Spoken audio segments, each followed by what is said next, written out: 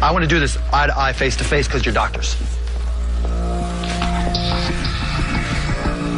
Worst presentation ever. I'm out. After watching the pitches we have for you today, you will surely have the same reaction as Mark, since today we will show you some of the worst pitches ever made on Shark Tank. My name is Dan Grimm, engineer, gaming nerd. I'm Brant Myers, card-carrying beer connoisseur. Our product is the Arkeg. And we're offering 33% of our business in exchange for $100,000. This self-proclaimed nerd duo love beer and arcade games. There's no way that their product is just a combination of these two, right? Well, what if, with my manufacturing expertise and Dan's superb electronic skills, we could create a product that would combine our two favorite pastimes? Wrong. They did exactly that. Their pitching skills weren't so bad at this point, but with a product like this, they definitely deserved a spot on our list. Let me introduce to you what has been called the greatest invention of all time. The Arkeg! Ta-da! Drink. And game. Judging by Mark's reaction, the duo wasn't off to a good start, but let's see if there are any additional merits in having this product. It not only pours any beer you want, but it comes preloaded with some of the most popular classic arcade games. It doesn't just pour beer. How about some wine for the chef of the house after a long day? They also had the option to have pour root beer, just in case some kids want to play it with their friends, and you guessed it, it was also a separate machine. But maybe the Sharks will see some value in this product. Who wants a drink? Guys, you're going to need a drink when you try to sell these. I'm out. Whoa! Mark was out of there faster than the babysitter's boyfriend when the family car pulls up. That's a record. Was it the beer or was it the game that got you out? It was the combination thereof. I just don't see it, guys. Sorry. Wait a minute, are you serious with this? The Sharks were not really surprised that Mark got out because most of them planned on doing the same, especially after hearing this. It's a great product. How much is it? $4,000 retail. Wow. 4,000? Have you sold any of them? Absolutely. Sold 20. Well, they have a bad product which is oversized and overpriced and a declining pitch. But why are they rude? You haven't even offered me a beer. My apologies, Damon. Wine, root beer, beer? Can I pour that thing? Let me see By that. all means. It's actually capitalizing on the current trend, which is pour your own beer. So that explains the price tag. It's following a trend, which makes sense now. Jokes aside, both of them didn't seem to have a constructive way to deal with the criticism, since they were silent almost all of the time. So unsurprisingly, the Sharks did most of the talking.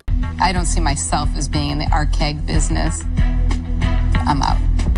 You sold 20 units over 2 years. That's low. I'm out. The Sharks were rapidly going out, one after another, but it didn't stop there. Guys, I think the beauty of games now is that they're small. You can play it on your tablet. This is just really a dinosaur. I just don't think it's anything for me. I'm out. Not only was it as old as a dinosaur, but it was almost as big as one as well. Why not just buy a keg and put it next to the arcade and save probably around $3,975? Most of the Sharks shared that opinion as well, but not Kevin. What are you doing? I'm looking at it as a limited opportunity. Not every business is destined to be huge. Look, honey, we can get an arcade game with beer that comes out of it. We have a lot of wives that buy them for their husbands. They probably do have a lot of wives who do that, because if 4 wives did it, that's 20% of their customers. After Kevin had fun with them, he decided to say this. I'm going to take a pass. I'm out. No counteroffer.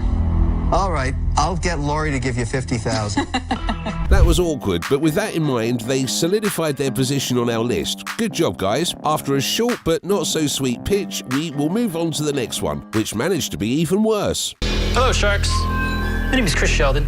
And I'm Van Gould. We're seeking $25,000 for 15% equity in our company. Van and Chris came to the Sharks while they were on their phones to put their point across, but yelling phone addiction would be enough. Some people can't even stop looking at their phones while they're on TV.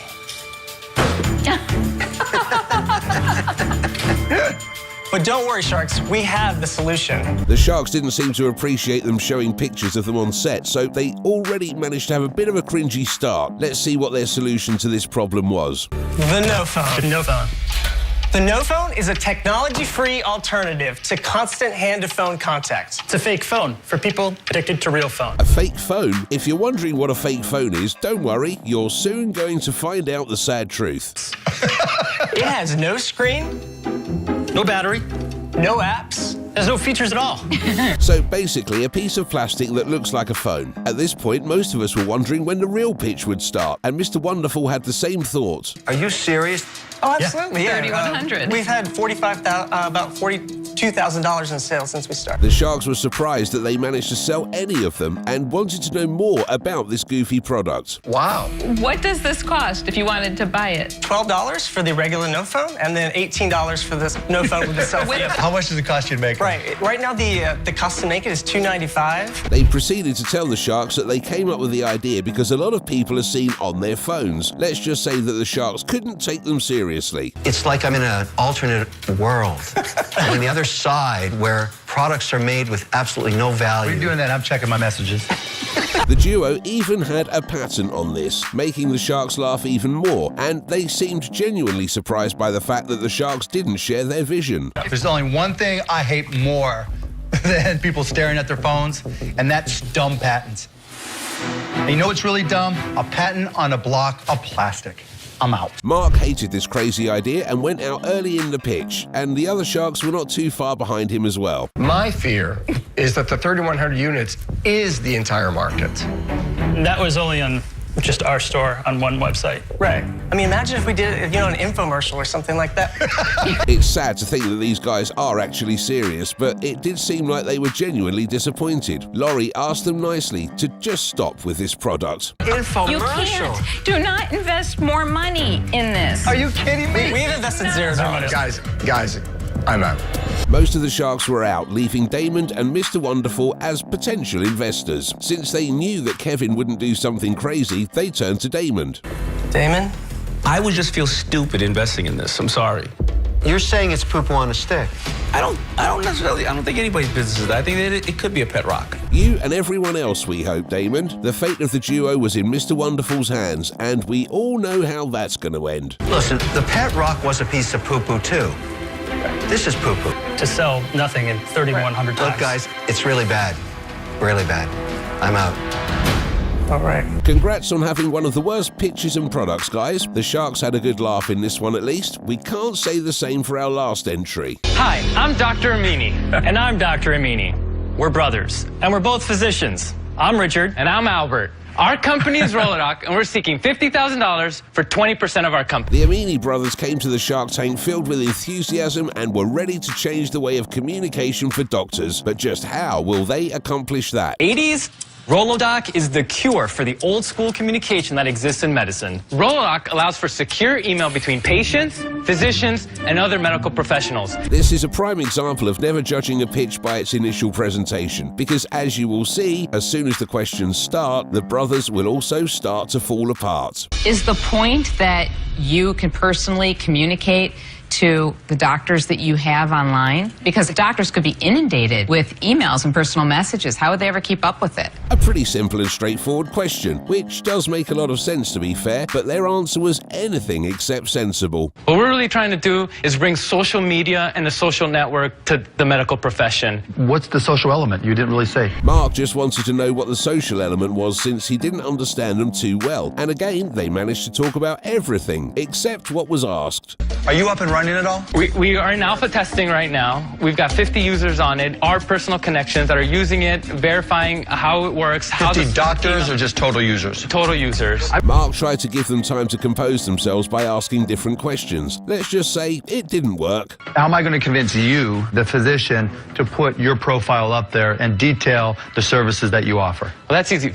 There's 800,000 U.S. physicians. No, I didn't ask what the market was. Mark was slowly losing his patience with these two, and it was clearly visible. They didn't acknowledge that and moved on, but decided to even dig deeper, telling Mark that they have connections that can make this app work. To brand yourself in How are advertising. you going to tell them I'm pulling teeth? I should be a dentist. Are you personally, you're going to quit your practice, you're going to stop doing surgery, and you're going to make the call? No, this day and age, we can do it with electronics. We can You're going to email. buy a database? After not managing to answer a single question so far, the duo looked hopeless, but then Laurie decided to jump in and add even more fuel to the fire. This is dangerous. How are you vetting these doctors? It was a valid concern because you don't want to be reading about somebody that actually isn't a surgeon that's offering heart surgery. That would be a bad outcome. After they failed to answer this as well, Mark saw how clueless they were, so he said this. I don't think they're going to be able to get any, but it's not going to be dangerous if you can't get any doctors. Okay, let's go through the logical progression. Yeah. My doctor gets an email. Oh, it's from Roll-Up Doc. Never heard of him. Delete. Mark didn't hold back on the brothers. Mr. Wonderful entered a conversation with a big question. Let's be honest, at this point, we shouldn't expect an answer. Wait a second. You haven't explained how I make money, which is the most important thing. He's going to use this because he's going to want to attract new patients, provide social media to the medical Okay. Just as we thought, they managed to not overcomplicate the answer, but also to say social media again. You guys are let driving him me nuts. answer. How do I make but money? He keeps on saying social media, social media. This is all one-to-one communication. You're not going to let him tell me how I make money. Because there's no chance of you making money on this. The shocked brothers were just standing there looking like deer in headlights. After failing to explain the money-making process as well, Laurie decided to bring up a very important fact. Well, you can target the physicians. I see this as a liability nightmare. There's a lot of risk in it. I'm out. What we're trying to do is we're trying to bring social media to medicine. How can this man be a doctor with such below-par social skills? He again started mentioning the social media aspect that they wanted to bring into the doctor-patient space. After listening to the same over and over again, Mark had enough. Worst presentation ever. I'm out. Oh, that was mean. Ever. You guys should be smart enough to know. The doctors were stunned, but the Sharks were cold and understood Mark's frustration and agreed that they should be smart enough to at least know some answers to their questions. But this wasn't the end of their Shark Tank nightmare. That came true. It's hurtful to watch you. I would have to agree with Mark. I think it was the worst sales presentation I've heard. We're not presenters, okay? We're physicians. Guess what? She is out, and this time for a great reason. Robert went out as well, and a disappointed Mr. Wonderful was the one who had the last word. It's depressing because I like new ideas in the medical space. They're forever if they work. But at the end of the day, I can't connect the dots regarding how I make money. I'm out. What a rough day for these two. But with a pitch as bad as this one, it will surely serve them as a lesson to not go swimming with the Sharks unprepared. Barbara was out here and in most of the other Shark Tank pitches as well. But don't let our jokes get to you, because she is about to prove all of us wrong. Click here to see our previous video in which we covered Barbara's best deals.